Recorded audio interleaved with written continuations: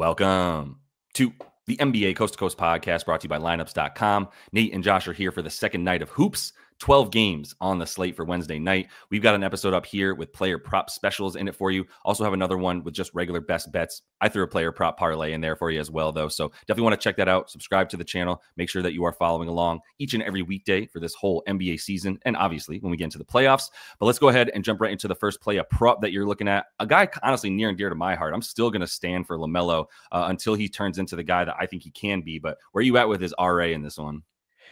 Yeah, I mean, facing the Brooklyn Nets on opening night at home, right? I mean, I had an inkling that Lamelo, as kind of like a showman, has big opening nights, and he absolutely does. His last three openers averaged 27 points, 7.7 rebounds, 9.3 assists.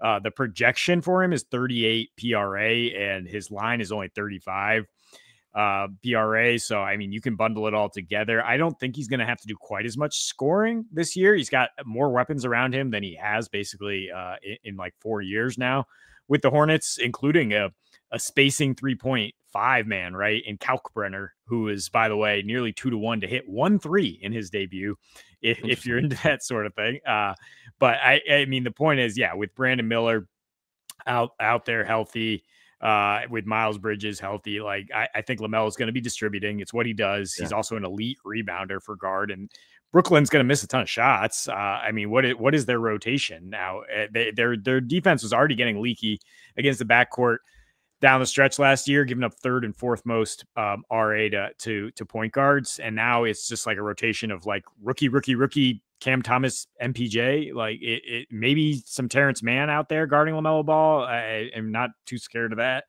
And anyway, we're talking about the peripheral stats. We're just talking about Brooklyn missing shots and giving up open looks on the other end. And it's just going to be a bit of a mess for them as Jordi Fernandez tries to sort through what he's been given here by the Nets GM. Yeah. I mean, what's interesting about Brooklyn anyway is just like they have defined roles very clearly. There's like Cam Thomas, you're expected to get 24 a night. Nick Claxton, you're expected to get 9 boards a night. MPJ, you're expected to hit 2 to 3 threes with like 19 points a night. And it's just those two scores. But the defense does not impress you, does not scare you. There's actually way more dogs on the bench for this team when you're talking about defense than there is in that starting lineup on the perimeter specifically, as we know. So I'm with that look there. I think we're going to get some Demon. Egor is going to be in there. The rook. Egor right? Demon. J-Man, I think is how it's said. Either way, I actually think he could be good, but I am not worried if he is. I don't think he'll be the main defender on LaMelo, but LaMelo going to be switching and finding guys that he wants. So it's going to be easy, especially when he gets MPJ on him. But this man, it's time, dude. This is the season. I've never been an Evan Mobley guy. I got to start by admitting that. But like, this is it, man. It is like time to hit it or get off the pot at this point because 18.5 points, I think, is so great for a matchup that I think will be Cat. I guess there's the possibility he gets OG now that everybody and their mama is going to be hurt for the Knicks in this opener. Josh Hart out, Mitch Robb out, Cat questionable, but I think he's going to play. So I think you are looking at like probably the OG matchup. That doesn't really scare me. Like put him down low in that point. I do think he's going to be taking a couple more threes because it's like he's like the second best spot up guy for them if Donnie's guard is controlling the ball, and then it's Sam Merrill and him. I guess Strus might start if DeAndre Hunter's not out there. My point is they're a little bit starving for offense the minute you take Darius Garland out in a way that I think Evan Mobley has to step up with that usage. Has some pretty good numbers last season against the Knicks because of a decent matchup that he usually gets. And as good as OG is at like guarding guys that are, being able to bang with guys in the post and guarding guys out on the perimeter better, I don't think he's going to be able to bang with Evan Mobley as we saw last season when they faced each other. Yeah, 20.8 points per game without Garland last season. So I mean, and he's expected to take a leap this year. Another guy who's on off-season body watch is like, oh, look at Mobley. He's looking stronger. He's looking more committed to being aggressive, to being that second fiddle that the Cavs have needed so consistently from him. And a good matchup to start as long as he gets a fair share of Cat instead of OG. Little revenge here for Kyle Kuzma and 10.5 points. Another thing that I found is a prop that is well below projection. I would have him projected for 16 points here with the Bucks minus 9.5 against the Wiz. If they cover that, like he could really light it up in garbage time, right? I mean, we're talking about the expected leader of the second unit now. So maybe a few less minutes per game than last year, but more usage for sure if he's not sharing the floor with Giannis. Doc Rivers has worked with him on his shot selection, is the reporting. We're not taking mid-range shots anymore, cut Kuz. So if you want to go half a unit on him to hit 2 threes, that is, again, juicy odds, plus 175. Just 2 threes against a Wizards team that as we know is not good defensively. It's also the revenge spot. He did get 1 shot at revenge last year immediately after being traded. Went for 19, 8 and 5 on 28% usage against Washington. His previous revenge spot against the Lakers back 3 years ago, he had 23 points, took 18 shots. So that just shows you it's a guy who cares about this stuff, right? Who wants to get his shots up against his former team. And I don't think the Bucks are going to have to worry too much about Kuz and what he wants to do out there, considering they're facing one of the worst teams in the NBA. Yeah. I mean, look, maybe 10.5 is low because you still remember times where Kuzma was capable of getting 27 in any given game. I don't know. My last memory of Kyle Kuzma is just petering out in the playoffs and just being a non-factor and getting replaced by AJ Green consistently.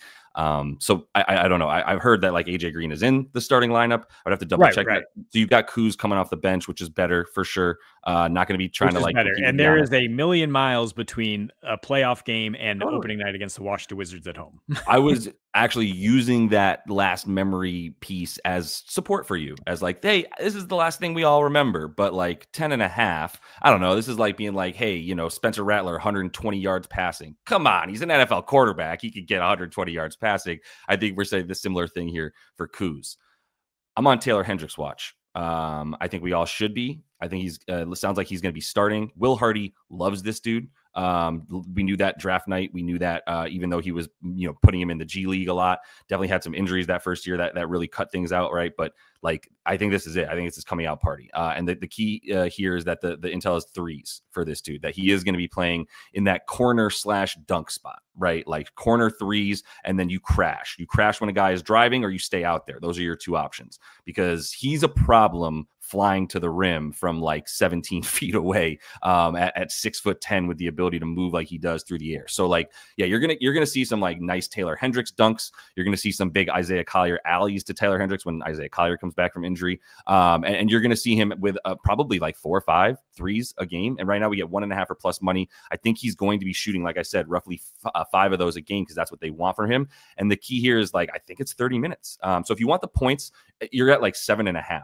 too, by the way. But the books are clearly in on that intel that this is a dude that they want spotting up a bunch as well. So I'm going to take this for plus money, but the 7.5, I'm also just probably just play an alt like 10 plus points for him, because 30 minutes is a lot of time. Also 3.5 rebounds. Like somebody's got a rebound for the Jazz besides Kessler. Maybe he's going to get 15, but like Markkanen's at 5.5 boards. Hendricks is at 3.5. Those are the other 2 forwards starting. Like I think they're going to get a few more boards than that. Yeah, and Ace Bailey is apparently under the weather here heading into his debut, which would open up a ton of usage. I mean, we expect him to just soak up usage right from the get-go here. New management in Utah. Yeah, they're going to turn the page and give guys like Hendricks, who really didn't get much of a shot the last couple of years, as much as his due should be. But I think Utah is going to be like, this guy is a future piece for us. Mm-hmm. Yep, 100%. And I do love Ace Bailey this season as well. But like you said, not only the illness, tendonitis in both knees. Like, why is that a thing that's coming up all of a sudden? That came up like in the middle of their last preseason game. All of a sudden, Will Hardy's like, yeah, he left with tendonitis in both knees.